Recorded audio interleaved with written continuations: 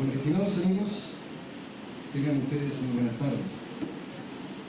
El Comité de Estudios de Fenómenos Aéreos Anómalos les desea la más cordial bienvenida a nuestra Escuela Técnica de Aeronáutica. Previo al inicio oficial de esta reunión, se nos ha venido a la mente una introducción escrita ya hace tiempo por uno de los más reputados ufólogos franceses, que en la década de los 50 escribió un libro donde dio cuenta del descubrimiento de un método para estudiar científicamente este fenómeno, que a todos nos preocupa. Su nombre es Émile Michel, y su método lo denominó ortotécnica.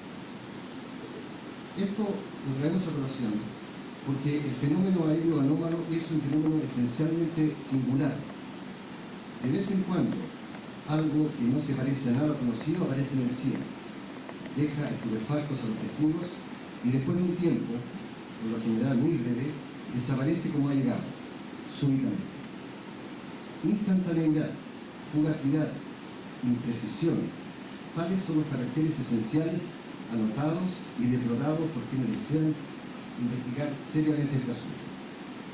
Esta singularidad, es la que desde hace años perturba el progreso de las investigaciones emprendidas en todo el mundo, a pesar del caudal de eficiencia, tiempo y dinero gastados. Ella es también la que, hasta hoy día, da alas al escepticismo y a la imitación de la mayor parte de los sabios, pues no hay ciencia sino de lo general. La máxima de Aristóteles sigue siendo verdadera después de más de 25 siglos, y aquellos que desde el comienzo tomaron en serio el fenómeno deben comprender este hecho muy bien. Nada es más legítimo y explicable que la actitud de rechazo adoptada generalmente por la ciencia. Es una actitud justificada en los fundamentos más firmes del conocimiento y del método experimental y por siglos de progreso y de éxito que ha conducido a los hombres hasta su actual civilización. Un fenómeno singular científica el fenómeno, la conveniencia de adoptar herramientas válidas que nos permitan caracterizarlo, una posibilidad de escudriñar el evento con una mirada irrefutable si éste nos lo permite. A continuación, el presidente del CFA, general de Brigada Aérea, don Ricardo Pérez. Les doy la más cordial bienvenida a la casa del Comité de Fenómenos Aéreos Anómalos de la Escuela Técnica Aeronáutica. En realidad es un placer para nosotros tenerlos acá. Hemos hecho esta reunión ahora los últimos días de diciembre y no hemos hecho otras reuniones durante el año porque en realidad no teníamos dónde hacerlo. Habíamos echado abajo nuestra aula magna y ustedes pueden ver ahora que está convertida en una excelente aula magna como la que están viendo ahora en este momento. También con otras acomodaciones de otros auditorios que también tenemos ya en la escuela. Es así como para el próximo año ya este comité va a iniciar definitivamente varias reuniones y charlas mensuales en el bien entendido que vamos a tener la participación de todos los ufólogos y aficionados a este tema. Hoy día vamos a tener la oportunidad de compartir criterios, ¿no es cierto?, con los especialistas. Ha sido hoy día esta reunión de mucho placer porque nos han cooperado bastante, ¿no es cierto?, los ufólogos chilenos. Ustedes saben de que este Comité de Fenómenos Aéreos Anómalos es el comité oficial, ¿no es cierto?, que existe en Chile como para tratar este fenómeno, y el cual no somos nosotros los dueños de la verdad, ni creo que ningún ufólogo lo sea tampoco. Es necesario entonces tener la colaboración, ¿no es cierto?, y la participación científica o la idea válida, ¿no es cierto?, de cada uno de los aficionados a este tema para poder tratar este fenómeno y ir formándose una idea, ¿no es cierto?, que nos permita llegar a conclusiones válidas. Como ustedes ven, el programa de hoy día vamos a tener algunos expositores de Omnivisión, don Cristian Rijo, ¿no es cierto?, después de don Rodrigo Fonsalía, don Alberto Urquiza, del Comité de Fenómenos Aéreos Anómalos también, ¿no es cierto?, va a hacer una exposición de un tema muy interesante, Andrés Bravari, y don Carlos Leiva, ¿no es cierto?, también en otro tema que va a presentar el comité. Yo los invito a los diversos grupos y aficionados, ¿no es cierto?, de ufólogos, a que se acerquen al comité y participen.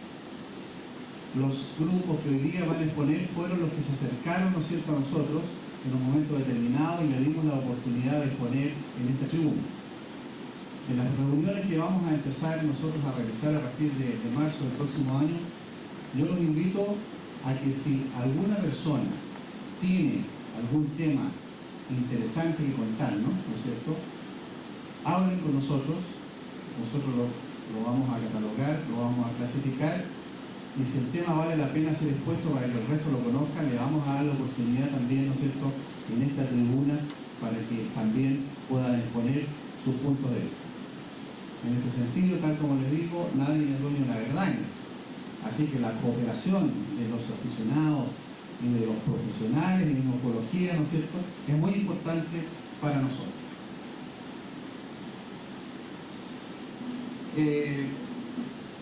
Ustedes ya conocen esto y no los voy a distraer mucho, ¿no es cierto?, con la composición del Comité de Fenómenos Aéreos Anómalos. Ya hemos dado una charla, ¿no es cierto?, en que hemos visto, digamos, quiénes son los participantes.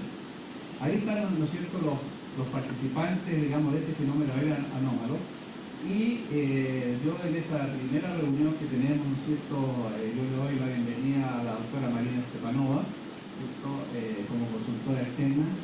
Ella es doctora en física astronómica y recientemente se ha incorporado a nuestro comité. Es importante la participación de ella en nuestro comité porque este fenómeno, además de desarrollarse muchas veces, ¿no es cierto?, a bajas alturas con respecto a la Tierra, también se desarrolla en alturas de la estratosfera, vale decir, de los 10 kilómetros, ¿no es cierto?, hacia arriba.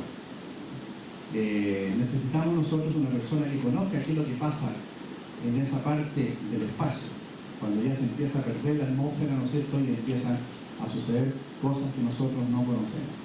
En ese sentido, ¿no es cierto?, la doctora Marina Stepanova es una gran ayuda para nosotros. La conocemos que es una gran profesional y le damos la más cordial bienvenida y le deseamos el mejor de los éxitos, como creo que lo va a tener.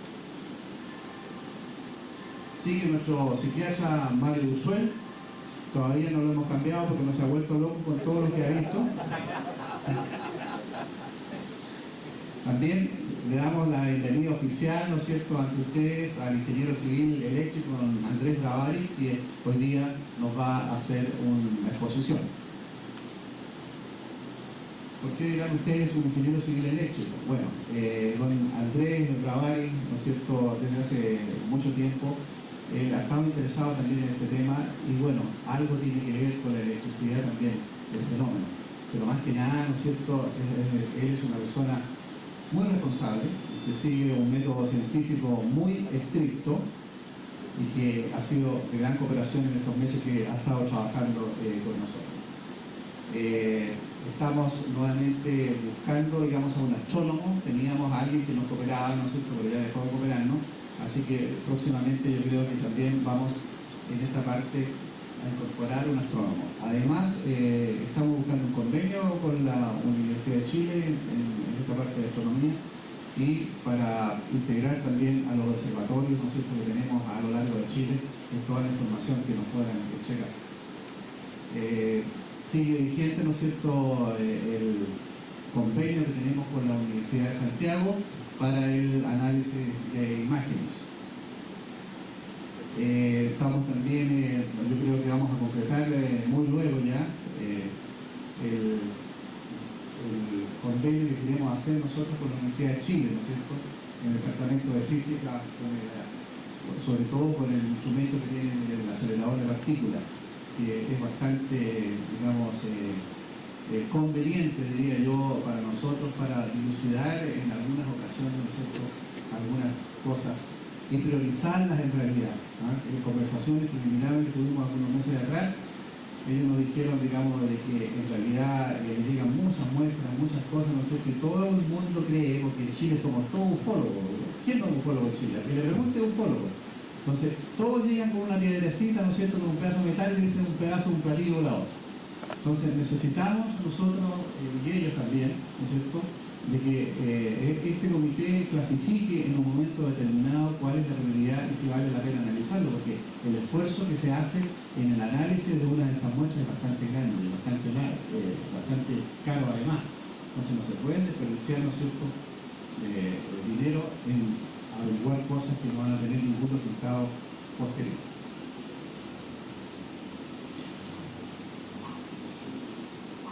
Este comité. En realidad, yo quiero que ustedes comprendan que se coloquen en una situación bastante difícil.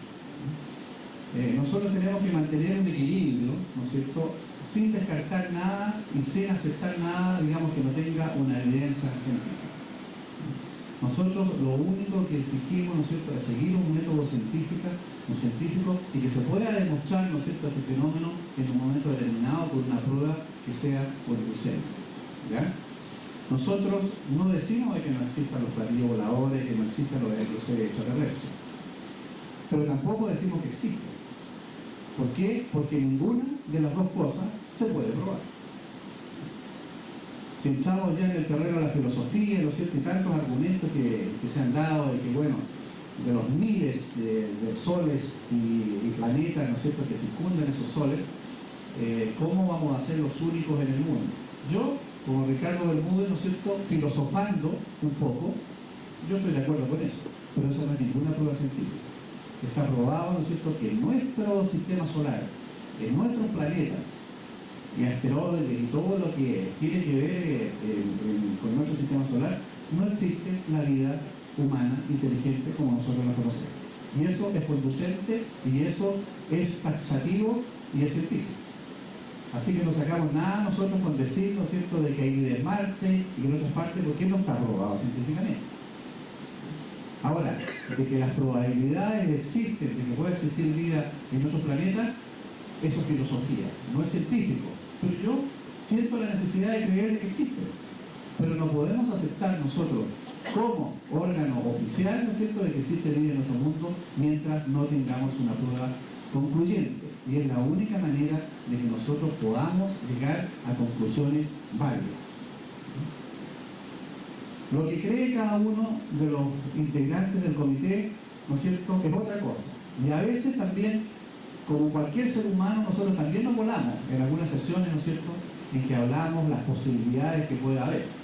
Drake, en su famosa fórmula, ¿no es cierto?, el científico norteamericano, le asignó algunos valores basados en nuestro sistema solar a una fórmula y llegó a la conclusión de que en nuestra galaxia existen más de 50 civilizaciones, más de 50.000 civilizaciones.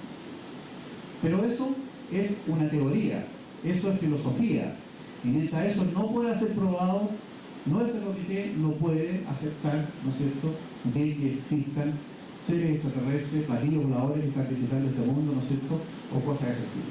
Lo que sí nosotros decimos, y por eso que este comité existe, es de que el fenómeno aéreo anómalo existe. Eso es cierto, por eso que existimos nosotros, si no, no habríamos sido creados.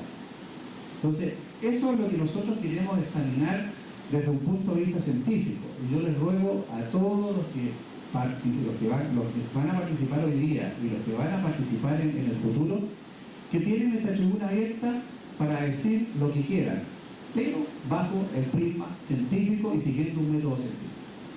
Yo creo de que intercambiando ideas en lo que nosotros tenemos, que creo que tenemos bastante en estos cortos 2 años de existencia que tenemos, más lo que ustedes pueden aportar, podemos llegar a alguna conclusión válida.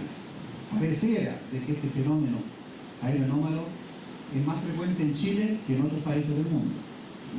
Así que es importante de que todos cooperemos con nuestro granito de arena, ¿no es cierto?, a poder hacer, a poder concluir, llegar a una conclusión sobre esto respecto. Próximamente va a haber un seminario internacional organizado por la Fuerza Aérea de Chile, en Iselias. Por lo tanto, no podemos desprestigiar a nuestra Fuerza Aérea, ¿no es cierto?, con charlatanes. que de alguna manera en su día han tocado este tema de los fenómenos aéreos anómalos. El menos serio de todo, digamos, y muy buen escritor es J.J. Benítez, ¿no es cierto? Pero a don J.J. Benítez nosotros le vamos a decir en el seminario de que está invitado, ¿no es cierto?, como investigador y no como caballo de Troya. ¿No? Por supuesto, porque si vamos a meter el caballo de Troya se pierde toda la seriedad, ¿ya? Lo vamos a invitar, ¿no es cierto?, a que dé su experiencia, ¿no es cierto?, de lo que él ha investigado en forma seria y científica. También don Antonio Uneus, yo creo que va a estar presente en esta conferencia. Bueno, también nos han visitado hace unos días atrás el señor Jaques vino con la doctora, ¿cómo se llama, Marina? La doctora, ya, una física de Moscú, en el cual tuvimos una Elisaveta Antonova, ella es, ¿cierto?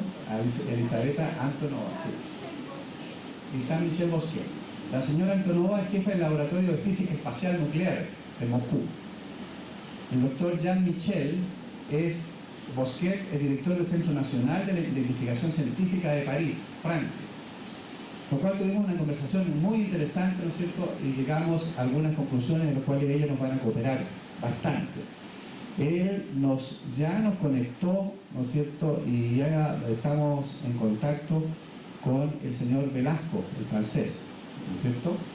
Que es una persona que sabe bastante sobre el fenómeno anómalo y que fue investigado hace algunos años atrás en Francia y que participaron también algunos militares, participó la Fuerza Aérea Francesa. Este caballero, digamos, yo creo que nos va a cooperar a nosotros y ya tenemos, ¿no es cierto?, algunos intermediarios, ¿no es cierto?, por ahí, nuestro amigo Leroy, que nos va a cooperar y vamos a invitarlo, digamos, a que participe también de alguna manera en nuestro comité. Yo creo que la experiencia que ellos pueden aportar con algo que ya se ha hecho en otra parte del mundo es bastante interesante para nosotros. Al resumen de reportes que nosotros hemos estudiado hasta este momento, podemos decir que le ha propuesto este porcentaje. Acuérdense de que nosotros fuimos creados como Comité de Fenómenos Aéreos Anómalos para investigar si este fenómeno de alguna manera comprometía las operaciones aéreas, ¿no es cierto?, en general comerciales o militares, las que sean, en general las operaciones aéreas. Para lo cual nosotros tenemos una fuente de información tal vez un poquito más alta que el común de la gente, de los pilotos de las Fuerzas Armadas, de los pilotos de carabineros, de los pilotos comerciales, que en realidad hemos tenido bien poca cooperación en general de los pilotos. Yo creo que por el miedo a hacer el ridículo en un momento determinado, ¿no es cierto?, y que lo vayan a tildar de loco. En ese sentido, nosotros estamos creando conciencia, hemos dado algunas charlas ya en el sur, en el norte también hemos dado charlas, ¿no es cierto?, en las brigadas aéreas, vamos a darle charlas a los pilotos de las líneas aéreas nacionales también, de tal manera de crear una conciencia de que se atrevan a entregar los reportes, ¿no es cierto?, que a simple vista ellos no lo quieren entregar. Personal de la Dirección de Aeronáutica, ¿no es cierto?, un 21% de los casos. El personal de la Dirección de Aeronáutica también es un personal, digamos, que tiene instrucción en esta escuela y que después, ¿no es cierto?, están acostumbrados a mirar el cielo. Están acostumbrados a mirar el radar, están acostumbrados a mirar desde las torres de control a las aeronaves en vuelo, los meteorólogos, ¿no es cierto?, etcétera. Mucha gente. Entonces, están estudios. Bueno, yo sé que alguno va a decir, bueno, de nuevo salir con el planeta Venus o con el bóleo, y lo único que saben decir es eso. ¿Ah? Bueno, hay un alto porcentaje, como pueden ver ustedes, de los casos que nosotros hemos analizado, 16 casos, ¿no sé, que corresponde a un 17%.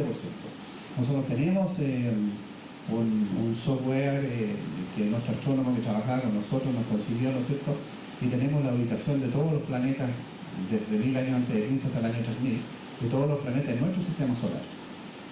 Nosotros colocamos las coordenadas, digamos, en ese software y la hora en que se está viendo, y tenemos la posición exacta de qué planeta o qué estrella está en ese momento viendo.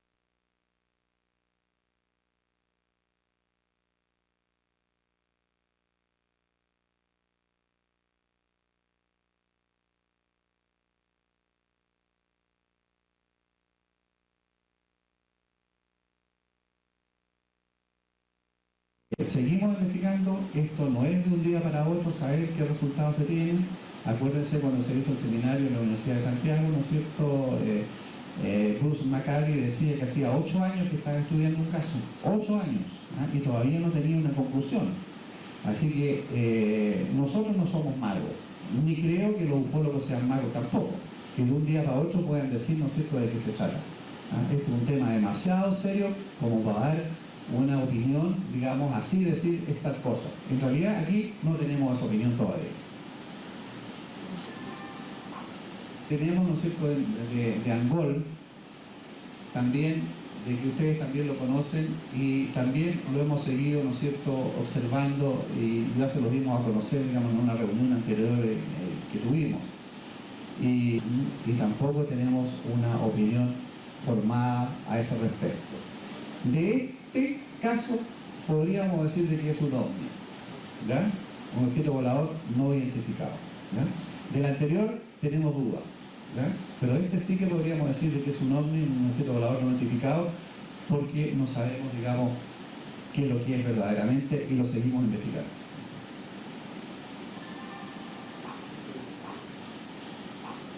Bueno, aquí hay otro caso, ¿no es cierto?, que seguimos investigando en Las Condes, que es bastante impresionante también, y también, digamos, hay algunas posiciones, digamos, encontradas al respecto. En una primera análisis, nuestro astrónomo dijo de que en realidad era un planeta, ¿ya? Y hay otros dentro del comité que no piensan eso. Estamos confrontando estas opiniones y las estamos analizando una a una, ¿no es cierto?, para ver y descartando a ver a qué conclusión, ¿no es cierto?, podríamos llegar.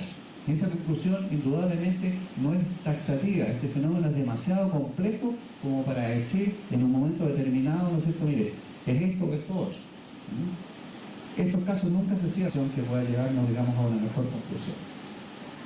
Florida también es muy parecido, ¿no es cierto?, al caso de Angol, que también es conocimiento de ustedes. El que están viendo ustedes ahí, ¿no es cierto?, un objeto triangular de aproximadamente un ángulo de 70 grados, mostrado por 3 esferas de color blanco, rojo y negro.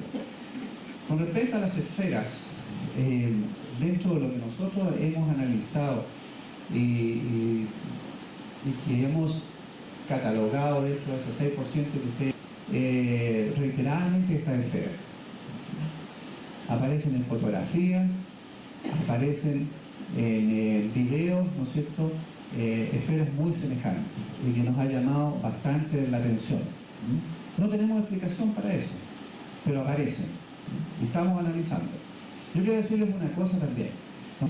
Mucho negocio, muchas falsedades, ¿no es cierto?, muchos charlatanes, que lo hemos visto pasar algunas veces aquí por nuestros canales de televisión, ¿no? Cosa, digamos, de que no es correcto, ¿no es cierto?, darles el apoyo que se merecen, porque en realidad están haciendo creer a gente muy crédula cosas que verdaderamente no las pueden probar. Y también muchos de ustedes ya lo conocen. Un disco luminoso, plateado, aparece repentinamente desde el noreste del observador, movimiento rápido, en una diagonal ascendente, luego descendente, y el observador toma 4 fotos y solo logra enfocar y obtener 2. Este caso, les aplicamos, ¿no es cierto?, un análisis computacional en el cual más tarde, ¿no es cierto?, nuestro físico Carlos Leiva se va a referir en detalle, ¿no es cierto?, para demostrar qué era lo que se estaba aplicando en un momento determinado. Se aplicaron los filtros, lo que conocen ustedes, ¿no es cierto?, negativación, foto original, ¿no es cierto?, el otro de solarización también, están las palmeras, ¿no es cierto?, y el objeto que ustedes están viendo ahí. el realce, ahí parece un anillo, el acercamiento al objeto en un momento determinado, la negativización del objeto también, solarización, realce del objeto, que ahí parece un anillo perfecto, el análisis espectral, la comparación, ¿no es cierto?, entre las diversas posiciones que hay, aplicado a los tres filtros distintos, los unidos, y hay una evaluación preliminar. El comité se constituyó allá en el lugar mismo, digamos, donde se supone de que se sacó esta fotografía. Y hay muchas cosas que no concuerdan. Se sacó la foto, ¿no es cierto?, y no concuerdan una serie de cosas. Dentro del comité, nuestro equipo de la Universidad de Santiago, ¿no es cierto?, que están aquí presentes, dicen de que en realidad esto pareciera que es falso. Tienen que demostrarlo todavía, ¿ya? Lo hemos aportillado, se han enojado ellos de repente porque dicen de que no les valoramos el trabajo que hacen, pero se han ido medio enojados algún día, pero le hemos tratado de aportillar el trabajo precisamente, ¿no es cierto?, para que demuestren si es válida la posición que tienen, ¿ya? Esto puede ser un anillo que se lanzó al aire, ¿no es cierto?, y en el cual sucedió lo que está sucediendo acá. Posteriormente, don Carlos Leiva les va a hacer una demostración de que ustedes van a quedar con la boca abierta después, ¿sí? Y van a darse cuenta de que mucho de eso está metido en esto. Bueno, todavía tienen que demostrarlo nuestros amigos de la universidad. También hay posiciones encontradas, pero existe una gran probabilidad, ya que los datos que se obtuvieron de la reconstitución, ¿no es cierto?, de esta fotografía, no coincidían con los datos que se pudo obtener, digamos, de la foto que se sacó. Un twinotter aterrizando y un platillo volador pasando por detrás. Se ve perfectamente, ¿no es cierto? ¿Es un platillo volador eso o no?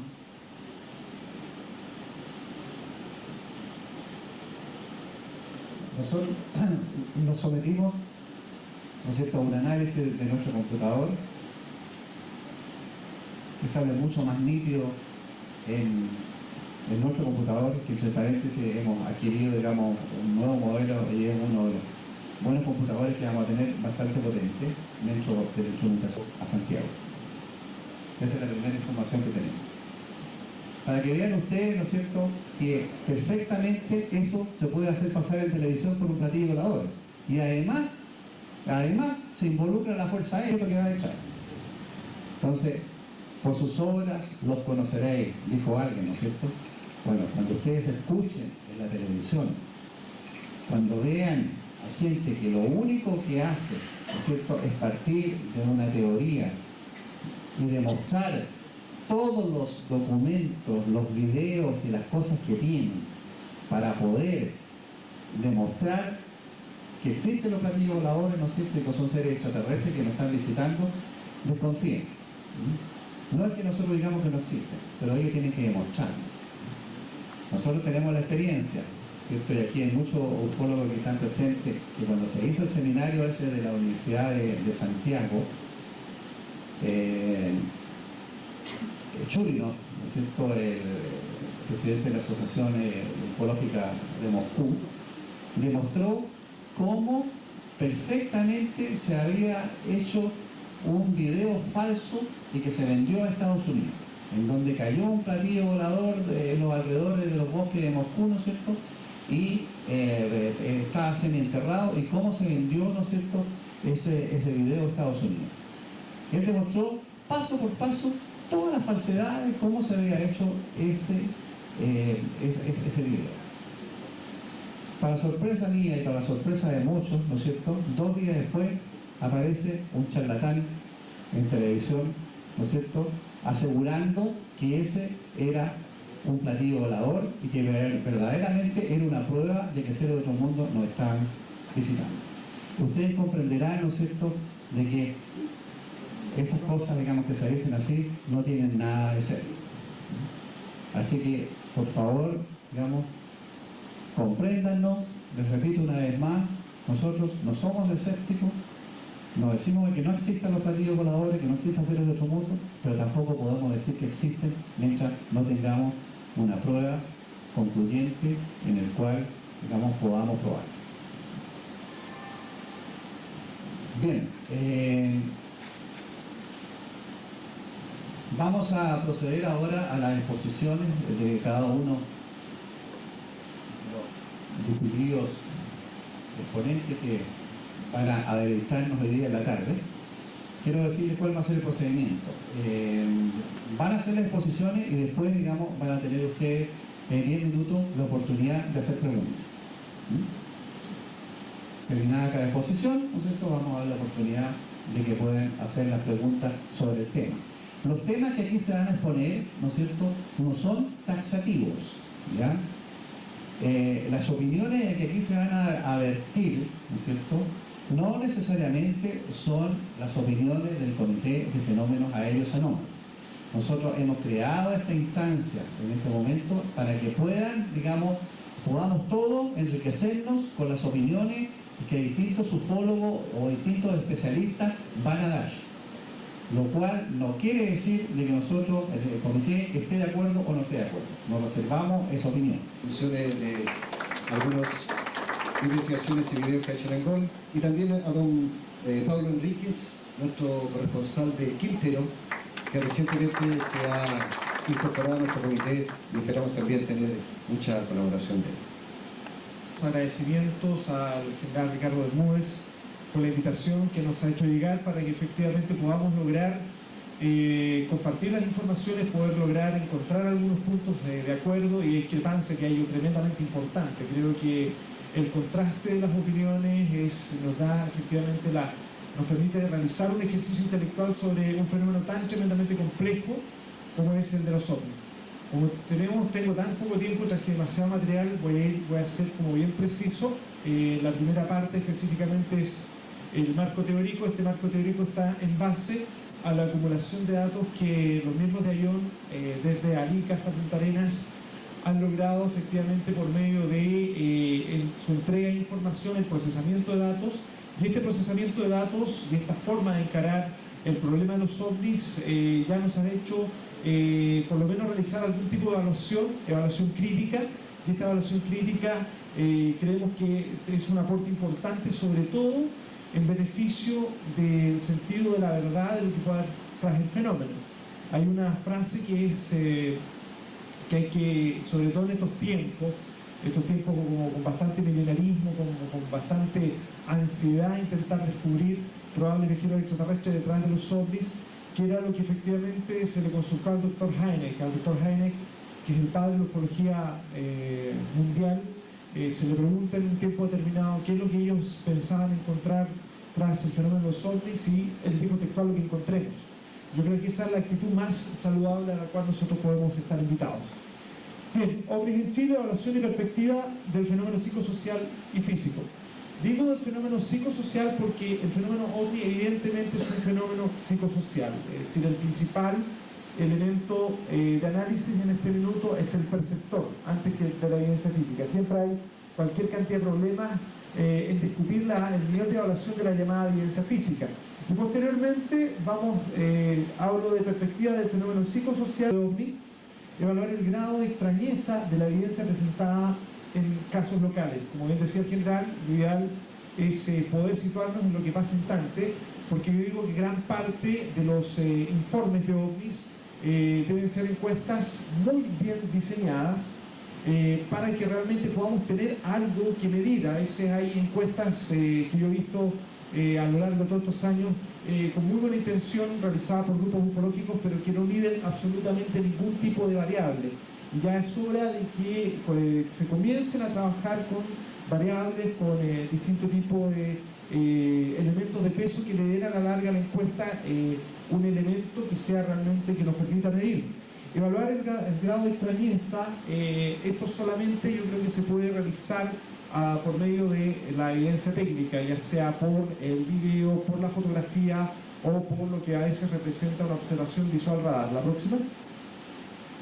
Tipos de reportes. Dentro de los tipos de reportes que nosotros hemos recibido a lo largo de todos estos años están los avistamientos, encuentros cercanos según la clasificación del Dr. Hynek. Vamos a recordar rápidamente. Encuentros cercanos del primer tipo, según Hynek, es la observación de un ovni a no más de 150 metros de distancia, es decir, cuando la persona está en la condición privilegiada de poder contemplar un fenómeno de alta extrañeza. Segundo tipo, cuando este fenómeno incide en el aspecto físico del área, es decir, hay detención del vehículo, efectos electromagnéticos, inclusive daños en los perceptores, inclusive a veces generan huellas en los lugares donde aparentemente descienden los objetos. El encuentro cercano del tercer tipo, que es el fenómeno de presuntos tripulantes de los propios ovnis, una situación que se debate bastante hoy día y que es el área como más fascinante de la investigación actual, inclusive del tema de los ovnis, y que deja entrever el probable componente inteligente para algunos teóricos. La observación instrumental, observaciones instrumentales, esas observaciones instrumentales pueden ser, como bien decía, la investigación, generalmente la actitud de medir los grados de creencia con relación al fenómeno, de medir los grados de creencia con relación al presupuesto que pueda tener sobre probables visitantes extraterrestres, o todo lo contrario. Es tremendamente importante validar primero eso antes que llegar al segundo paso. Ya cuando uno tiene un perfil, inclusive desde el punto de vista cuando hay una investigación más en profundidad, un acontecimiento más grande, un perfil de personalidad, con la ayuda de un psicólogo en profundidad, un caso más importante con la ayuda de psiquiatra, ya podemos tener un componente interesante que nos puede permitir. Verificación de pasos satélites en el ingreso a la atmósfera de chatarra espacial. Es tremendamente importante esto por los datos que nosotros vamos a dar a posterior. A nivel de escalas de evaluación, en la primera etapa, aquí voy a mencionar distintos tipos de escalas de evaluación de los datos, como estamos procesando los datos. Un valor 1, vamos en escalas ascendentes, prácticamente que existe un registro de la misma fotografía de un ovni descendiente y uno se encuentre con la huella y con testigos múltiples, pero por lo menos es interesante intentar considerar el valor. Extraordinario, es decir, existe por lo menos una evidencia sociológica sustancial de los fenómenos de origen aeroespacial extraordinarios, tanto como también del fenómeno convencional o fenómeno mal interpretado. Existen a nivel de distintos estratos sociales, estratos de diversidad étnica existente en Chile, es posible encontrar frente a un incidente ufológico un tipo de relato similar. Esto hace las alteraciones a la personalidad de perceptores que han tenido incidentes ufológicos de alta relevancia. Hay evidencia empírica resultante de las manifestaciones ufológicas. Hay a veces lugares donde se han producido incidentes de descensos. Yo creo que un parámetro que siempre recomendamos a todos nuestros amigos ufólogos para el análisis de la evidencia en las huellas de los supuestos incidentes ovnis es remitirse a los trabajos de Jacques Velasco, del CEPRA, específicamente al incidente de Talence en Provence, en Francia, el análisis que se hizo de este descenso de ovni, donde había un perceptor que contempló un objeto volador no identificado, después se quedan las huellas de esto, y esto es realizado por 3 laboratorios. La metodología, yo creo que la que se podría perfectamente también importar en Chile, teniendo claro que los franceses han sido los que mejor han investigado el tema. Las manifestaciones ufológicas son factibles de ser registradas por elementos técnicos y electrónicos y efectivamente por los ufólogos. Esto nosotros en Ayón tenemos un proyecto que estamos haciendo crecer este año, en la cual los ufólogos hemos podido ir a los lugares donde existen estas observaciones o denuncias, y por lo menos ya tenemos cerca de 8 videos tomados, inclusive videos diurnos, de lo que la gente atribuye por ovnis. La próxima. Elementos psicosociológicos que están condicionando las observaciones ufológicas. Vamos a ir viendo algunos elementos psicosociológicos que condicionan que la gente vea, entre comillas, ovnis. La próxima, por favor. La estructura de la ciencia ficción internalizada en la cultura y condicionada continuamente por los medios de comunicación.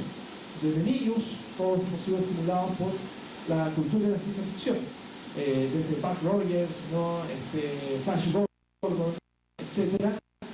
Y esto se potencia un poco más con la carrera espacial y con la prospección de lo que es el espacio. En lo espacial y la ficción se empieza a ser posible. Con la cual la gente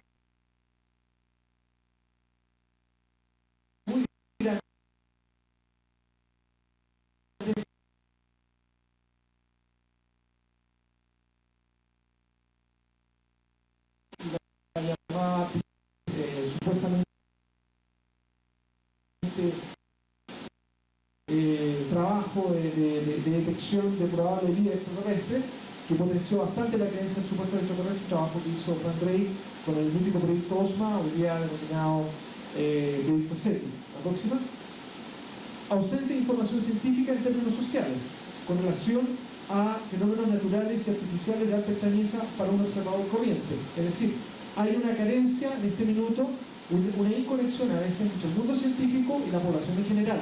Cuando me refiero a esto es que hay pocos divulgadores de la ciencia y por otro lado, en el medio, este medio excesivamente consumista, chatante en el cual habitamos, también hay muy poco gusto por educarse científicamente. Esto ha impedido que la gente realmente se informe sobre fenómenos naturales altamente extraños y a veces un gran porcentaje de las observaciones ufológicas se refieren a este tipo de fenómenos, bólidos, aerolitos, en algunos casos radios regulares, que son fenómenos altamente extraños, que son interpretados en función efectivamente de los ovnis. La próxima.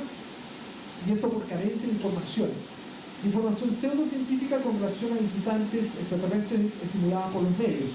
Esto, bueno, todos somos testigos del continuo bombardeo, sobre todo a veces de la ufología más bien paragendalesca, o la ufología de la ciencia ficción, estimulada acá por algunos charlatanes, o uno o dos que de repente importan algunos canales por el cuento del Peter Knitter, y que de repente ingresan a los medios y la gente le da mucho valor a la televisión. Es impresionante el poder de convicción que tienen los medios y el poder de credibilidad y creencia, que esto se sitúa cuando hay un marco supuestamente como horario estelar y el charlatán llega y presenta alguna película de ciencia ficción de una supuesta captura de personas por alienígenas, ¿no? Y después lo dice que esto es verdadero, y la gente a veces cree ese tipo de cosas, ¿no? La información pseudocientífica no solamente se da en el siguiente, o sea, en varios otros ámbitos, y estos elementos conforman una estructura. Remítanse a los trabajos también del doctor Richard Keynes, que es psicólogo de la percepción, ha trabajado bastante con todo esto. La gente de la psicosociología francesa, específicamente Jacques Vallée, Pierre Guérin y otros autores también dan bastante información al respecto, y quizá yo siempre también recomiendo el trabajo del antropólogo social Ignacio Caglia, antropólogo que vive contactado, que es la obra más importante en lengua hispana sobre el fenómeno psicosocial en los ovnis. Ignacio como antropólogo era muy creyente en el tema, posteriormente se volvió escéptico y hoy día contribuye con una obra realmente fabulosa. La próxima. Observaciones. Dentro del 100% de las observaciones que nosotros que nos han reportado, un 35% corresponde a aviones, un 28% a cuerpos astronómicos, Venus, la Luna, Sirio, etc. 27% fenómenos lumínicos producidos por regreso de chatarra espacial y etapas de las misiones rusas. Un 2% fenómenos ópticos desconocidos para quien los reporta. Esto es una cifra muy importante. Muchos supieron la polémica que yo desaté por ahí en Televisión Nacional hace 2 años atrás con el polémico brillo de Villarrica, ¿no? Un brillo que fue, creo, el brillo más popular de Chile, un brillo que no duraba un segundo y que fue efectivamente intentado vender por un ingeniero comercial que venía saliendo de una operación, venía re complicado. Entonces, para paliar su operación, no halló que mejor cosa que tomar este brillo y intentar meterlo en los medios. En Televisión Nacional soy consultor de prensa y generalmente me llaman ante las posibilidades que estemos en presencia de un ovni. En esa oportunidad, un periodista que estaba haciendo un repaso encontró tan extraordinario todo esto y le avisaron después que habían hecho el contrato. Televisión Nacional de exhibir esto como ovni, le avisaron después que tenían que consultarlo esto con quien les habla, Y ahí sí que se produjo una de las manipulaciones noticiosas más increíbles de cómo la prensa a veces puede ayudar a ensuciar información. Y también otro video que se tomó efectivamente en el sur de Chile el año pasado, donde se ve un prisma, que es un fenómeno comúnmente producido por el diafragma de las cámaras de video en relación a la luz y las lentes, y mucha gente cree estar viendo objetos voladores no identificados, pero esto solamente se ve a través de la cámara. La próxima, que un 8% de los supuestos ovnis dentro de la mesa público el CFA. Vamos a presentar todo esto. Y bueno, esta es una fotografía que nos llegó ahora, es un ovni que se estaba justamente el general Alejandro Claro. Yo creo que es el único país en el mundo donde concurren distintas instancias a discutir un problema que nos es único. Y creo que esto es importante de poder no solo resaltarlo, sino también aprovecharlo y de buena manera. Muchas gracias. La Escuela Técnica Aeronáutica, el presidente de Estudios de Aeronáutica, general Carlos Núñez. Señores integrantes de la CEPA, representantes de universidades, miembros de la prensa, autoridades, queridos amigos, psicólogos, amigas. El equipo superior de investigaciones ovnilógicas, luego de 16 meses de existencia, percibe una apertura en la población con respecto al fenómeno ovni. Para algunos es por el fin del milenio. Para otros hay otros motivos quizás más profundos. Pero en realidad estamos aquí debido a esto, a la importancia que le está dando la prensa. Estamos porque la gente habla más de fenómenos extraños. Es probable, pero no una respuesta definitiva. Justamente hace unos instantes estábamos hablando del fenómeno ovni en Concepción, La Serena y Viña del Mar. Este es el donde el investigador que vive en dos mundos, Ezio del CEFA, multipartidario el hombre, Raúl Gajardo, tuvo la oportunidad de haber seguido muchos fenómenos últimamente. Estas imágenes pertenecen al lugar específico donde se han estado avistando objetos extraños, luces, naves, desde el día 19 de noviembre. Sobre este último cerro, justamente, es el lugar preciso donde se han observado los fenómenos a 7, 10 o más grados de altura de noche.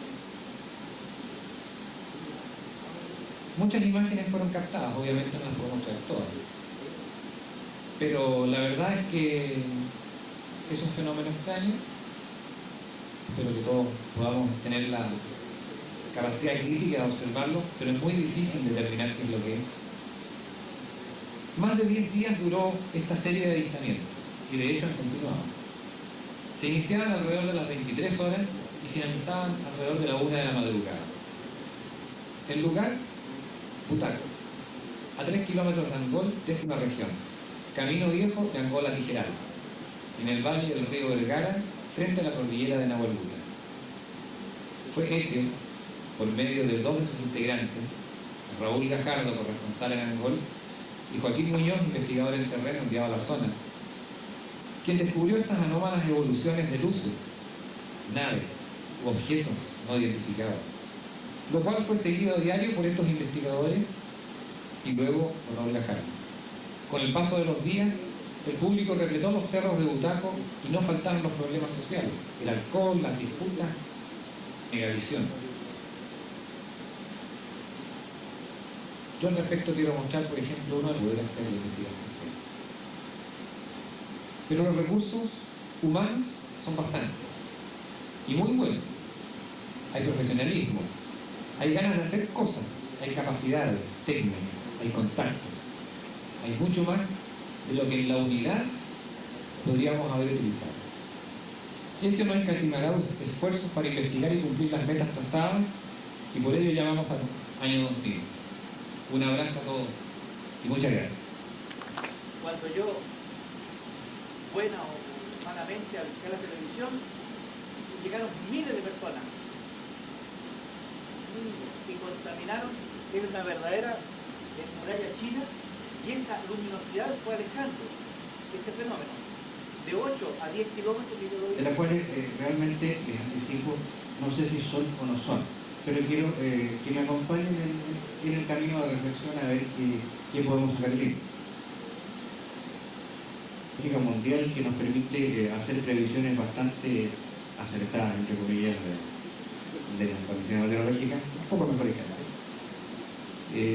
Incidentalmente esta escuela fue hace más de 100 años un instituto meteorológico, todavía se ven las puertas, los vidrios esmerilados, que así se rotulan. Podemos ver en el patio los primeros instrumentos meteorológicos, heliógrafos, anemómetros y otros que todavía funcionan. Y hoy gran parte de esa tecnología ha sido reemplazada por la observación satelital, la observación de satélites de alta tecnología que permiten dos tipos de satélites meteorológicos son los fundamentales en uso actualmente. Uno de ellos, el tipo GOES, que son satélites en órbita geoestacionaria, estacionados, entre comillas, sobre un punto de la Tierra, y satélites de baja altura que tienen un periodo de 100 minutos, a una altura de unos 800 kilómetros aproximadamente, que permiten tomar 4 kilómetros en la banda visible del orden de 1 kilómetro a nivel de la superficie de la Tierra. 5 cámaras distintas. Cualquiera de las estaciones meteorológicas en tierra permite recoger estas visiones, a mostrar algo raro. ¿Qué es este algo raro? Es lo que vamos a tratar de dilucidar. Incidentalmente sigo el esquema de Renzo Pequerino, de Lucas, que hace años atrás estableció que por qué el norte tenía que estar arriba. Para nosotros el polo sur es el que está arriba, y armó un periférico de distintas imágenes tomadas por el GOES, de las cuales solo tenemos estos registros de fotografías antiguas, fotografías de la tecnología de partida solo por una estación receptora meteorológica.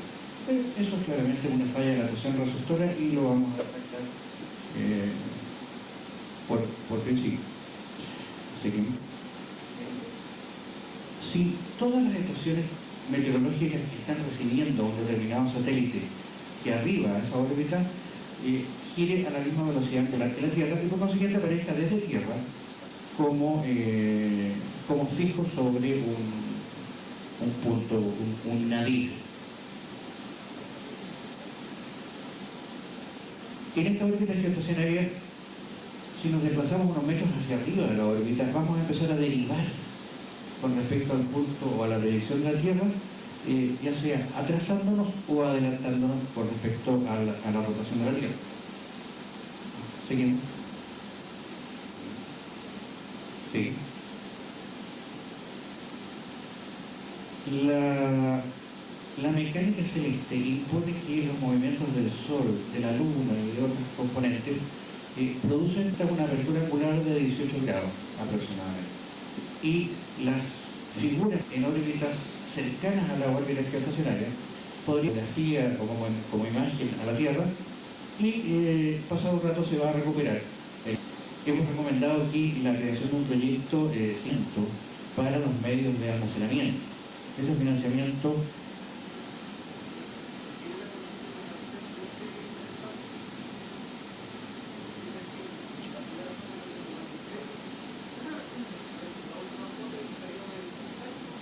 nos van a permitir dilucidar este y otros enigmas, o por ejemplo hay otros metales u otras muestras que se están entregando a los diferentes investigadores y que sin duda merecen también ser analizados. Este es un paso y bueno, espero que podamos seguir caminando juntos. Ya creo que hay un compromiso con mayor detalle, digamos, muchos de los análisis que se hicieron y también la rareza de este material que nosotros les proponemos. ¿Dónde encontraron la muestra? ¿Cómo? ¿Dónde encontraron la muestra? Bueno, la hipótesis que hay, como le decía, en el proyecto Polvo Azul, se habla de la posibilidad de que haya sido colchón rojo. Ahora, eso por el momento nosotros no lo vamos a... El tutor interno del CFA, el geofísico Carlos Leiva, quien va a plantear subtema: análisis de evidencia gráfica del fenómeno aéreo anómalo.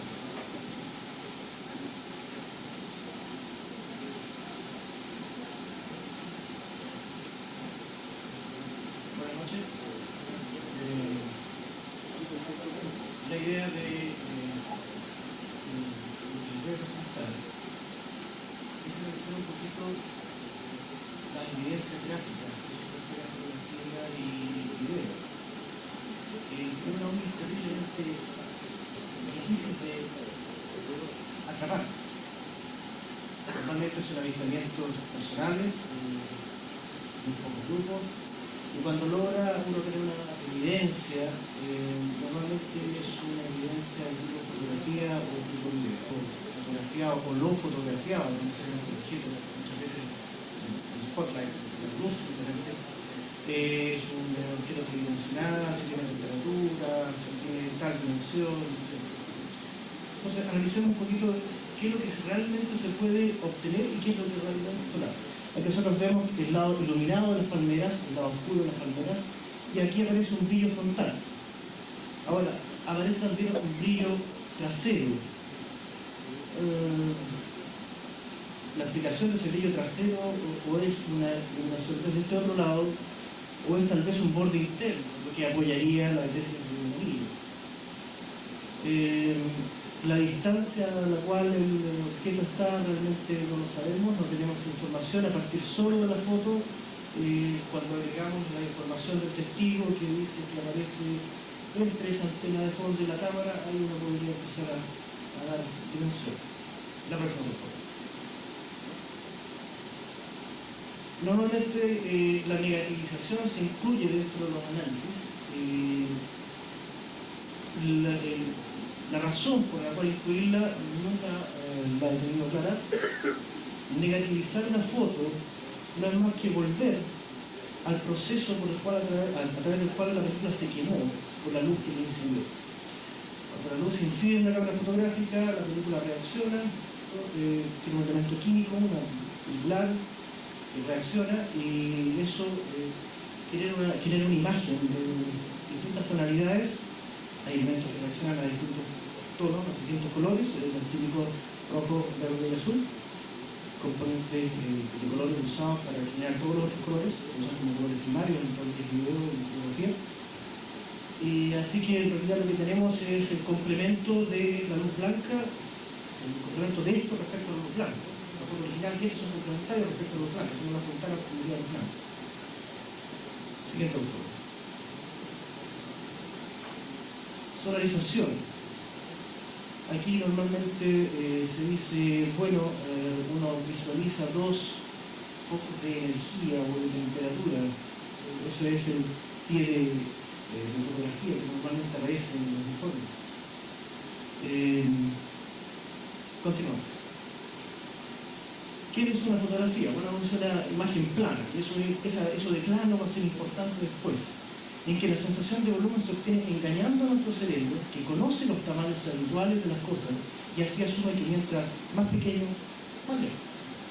Cuando uno observa una persona, la observa de un cierto tamaño. Nosotros con nuestros ojos vemos, era muy difícil juzgar que no era la Casa Blanca. Sin embargo, era una miniatura de un tamaño bastante pequeño. Digamos que es sensible al rango visible del espectro electromagnético. El resto de la información, todo el resto de la información, lo que es infrarrojo, lo que es ultravioleta, todo el colador, todas partículas que son del tamaño de una película, de repente le da un flachazo de luz. Pero evidentemente exponer un negativo, por lo tanto, lo que hace el computador es suponer que las diferencias de colores corresponden más o menos a una situación de... Esa es una imagen plana, es una imagen de una revista, es una imagen que no tiene una temperatura especial, tiene una temperatura ambiente. Toda la superficie de la revista tiene la misma temperatura. No hay... Es una imagen fantasma, no real, es cierto. El computador lo creó a partir de contrastes. Si ustedes se fijan, las líneas que aparecen en relieve son coincidentes con los contrastes de colores. y por lo tanto esto digamos, es un truco computacional y no al final nada más que eso. Sigamos. Aquí tenemos solarización, podríamos decir, no sé, el caballero aquí tiene distintas temperaturas en las distintas partes. Bueno, sí, déjame ver. Una de las cosas que quiero acotar también es que cuando la gente visualiza objetos o luces en el cielo, muchas veces dice tiene color tal y lo asume como el color del objeto. Lo mismo en las fotografías. Tiene el color rojo, se ve amarillito, se ve violáceo y cambian de repente los colores y parece como si estuviese rotando, como si estuviese en movimiento. La verdad es que la atmósfera genera muchos de esos colores. La atmósfera puede cambiar los colores de los objetos. La atmósfera, la radiación electromagnética, el color es una radiación electromagnética, interactúa con la atmósfera e interactúa de tal forma que cambia el color como nosotros vemos los objetos. El ejemplo más claro, más típico, es que el sol a mediodía lo vemos de un tono amarillo, casi blanco, ¿cierto? Y cuando está al atardecer, corresponde a la emisión de un cuerpo que tiene una temperatura de alrededor de 5.500 grados Celsius. O sea, si ustedes se dan cuenta, la banda de colores que nosotros envía el sol, o en este caso, digamos, cosas que sí están a altísimas temperaturas, como los filamentos de las ampolletas, cuyo exterior tiene de rojo, es porque la luz blanca lo ha impactado, él ha absorbido todo el resto y ha devuelto. Bueno, sígueme. Ustedes se fijaron que cuando el señor Grifo presentó el trozo de roca, siempre en todas las fotos lo puso al lado de un objeto conocido. Una moneda, una regla, un lápiz. Ahí tenemos dos informaciones. Primero, sabemos que el fotógrafo lo hizo así, ¿no es cierto?, de que un objeto está al lado del otro. Y por lo tanto, la coincidencia angular se debe a que son objetos del mismo tamaño real. Si no hubiésemos tenido referencia, no habríamos podido decir si el objeto era de 1 kilómetro, de 1 metro, de 100 kilómetros, no habría manera de poder discernir el tamaño real del objeto. Ahora, respecto de la plenitud de la fotografía, vemos allí qué es lo que pasa con nuestros ojos.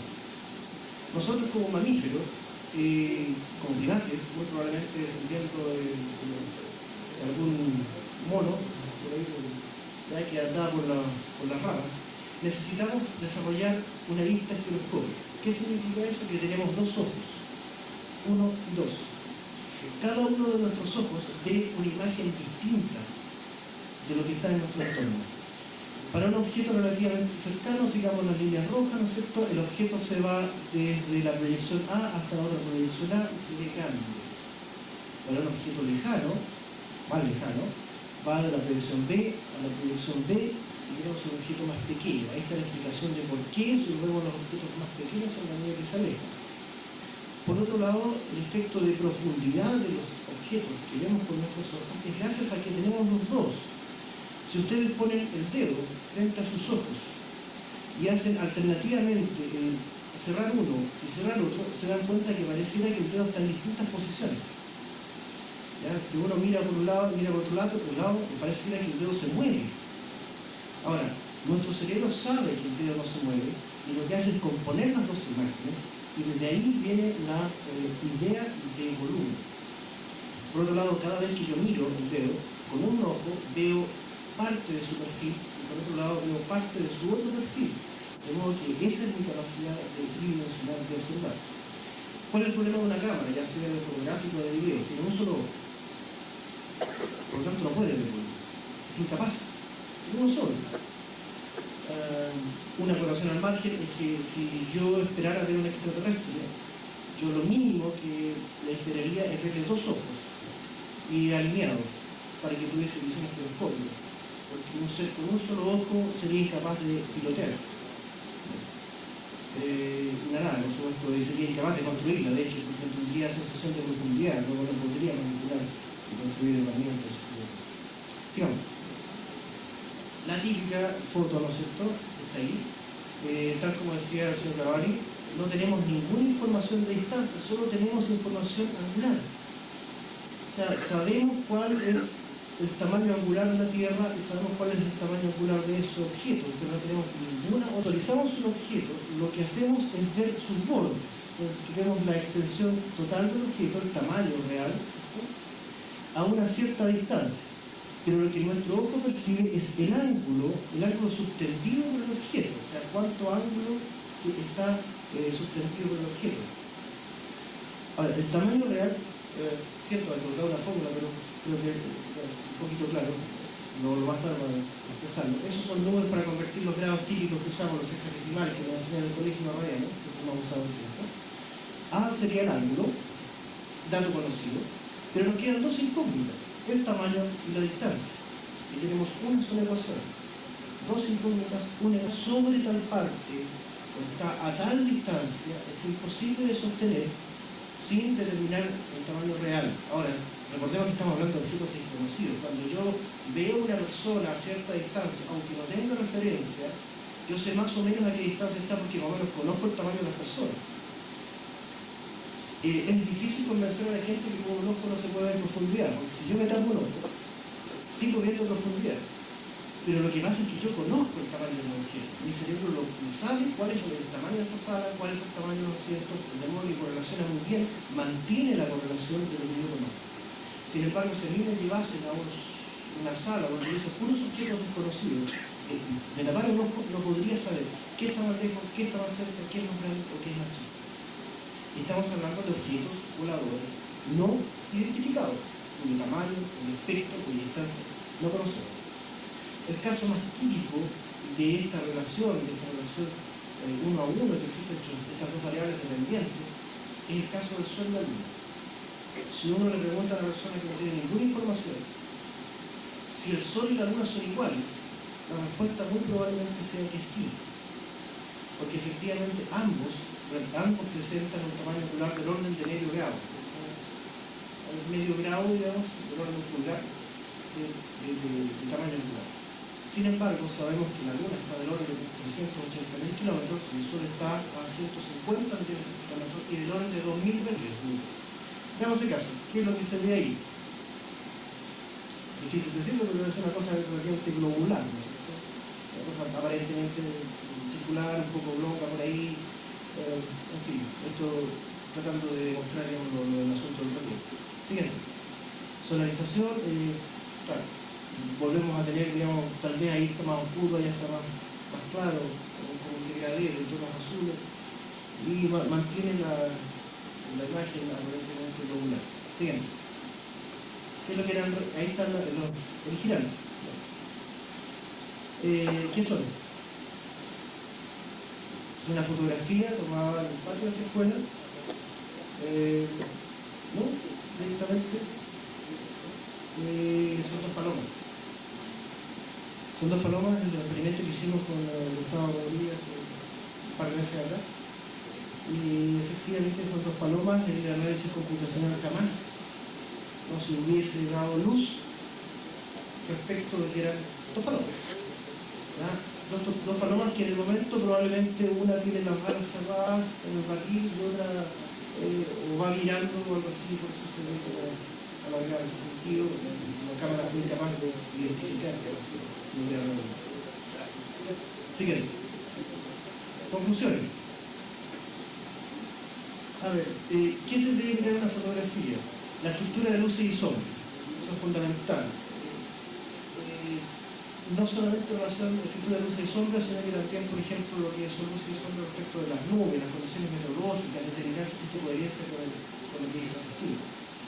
Relación de tamaño con objetos conocidos claramente cercanos al objeto. Si el testigo me dice, mire, esto está aquí, al lado de esa pizarra, y yo le saco una foto, entonces yo comparo los tamaños de la pizarra y el objeto. Si me dice, esto estaba entre tal cerro y mi persona, entonces yo puedo hacer un campo de posibilidades de tamaño del objeto. Tengo un campo de distancias posibles, por lo tanto tengo un campo de tamaño posible también. Ahora, si se tiene una secuencia de fotos, se puede corroborar la coherencia con los relatos. Claro, si yo tengo una secuencia de fotos, puedo corroborar si el testigo está diciendo lo correcto, si está diciendo lo correcto. Es un poco lo que pasó con el caso de Llevo, en que tenemos varias dudas justamente por eso. Sigamos. Lo que no se puede obtener en una foto.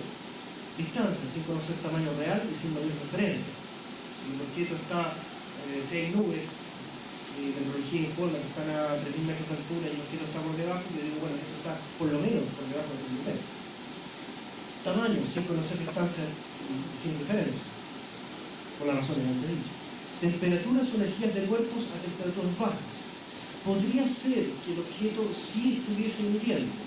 Si yo caliento un metal, el gas, el metal empieza cuando está frío, uno emite, cuando toma temperaturas relativamente altas, que puede ser rojo, después más amarillito, después llega al azul. La llama azul, la señora de casa lo sabe muy bien, es mucho más eficiente para calentar las ollas que la llama roja, sí, o amarilla, simplemente porque la llama azul tiene mayor temperatura. El gas está en plasma, está más a mayor temperatura, por lo tanto es capaz de mayor transmisión calórica hacia la olla. Así que podría ser que el objeto estuviese hirviendo invisible, pero sería claro, me imagino, además que eso sí sería captado por la fotografía. Sigamos. La realidad tridimensional de un objeto. Ya vimos, las cámaras tienen un solo lente, y por lo tanto no son capaces de mirar la realidad tridimensional. Otra cosa que se ha dicho también son los famosos campos electromagnéticos gravitacionales, los cuales son invisibles en la película. Las películas no son sensibles a los campos gravitacionales y los campos electromagnéticos, excepto la luz visible. Eso es sensible a la infrarroja y usan la misma cámara. Ahora, el problema está que normalmente los estudios no andan con infrarroja. Uno no anda con infrarroja por ahí, no le interesa